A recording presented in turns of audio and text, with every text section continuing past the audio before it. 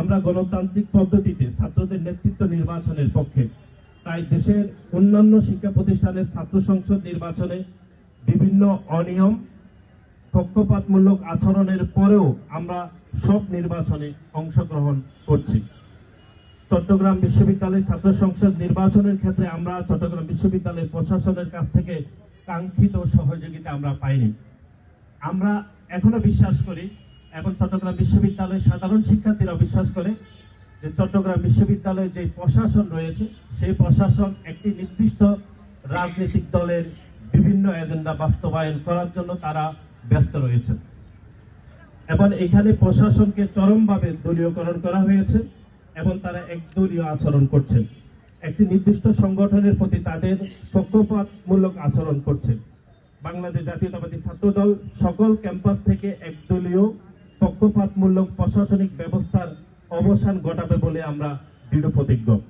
আমরা নিশ্চিত করতে চাই বিশ্ববিদ্যালয় প্রশাসন কোনো বিশেষ দলের সহযোগী হবে না, বরং বিশ্ববিদ্যালয় প্রশাসন সকল শিক্ষার্থীকে সমান চোখে দেখবে।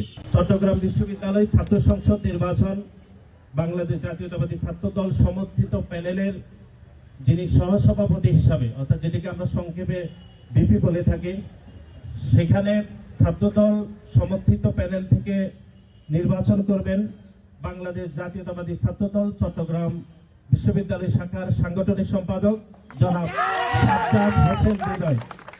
জনাব সাজ্জাদ হোসেন হৃদয় আমাদের সহসভাপতি হিসাবে ছাত্রদলের পক্ষ থেকে তিনি নমিনেটেড হয়েছেন, তিনি নির্বাচন করবেন এবং সাধারণ সম্পাদক হিসেবে নির্বাচন করবেন মোহাম্মদ সাফায়াত হোসেন এবং সহসাধারণ যেটা এজিএস সেটি থেকে নির্বাচন করবেন আইবুর রহমান তৌফিক। এরপরে ক্রমান্বয়ে আমরা সম্পাদকগুলো বলছি। খেলাধুলা ও ক্রীড়া বিষয়ক সম্পাদক আজহারুল ইসলাম বিপ্লব,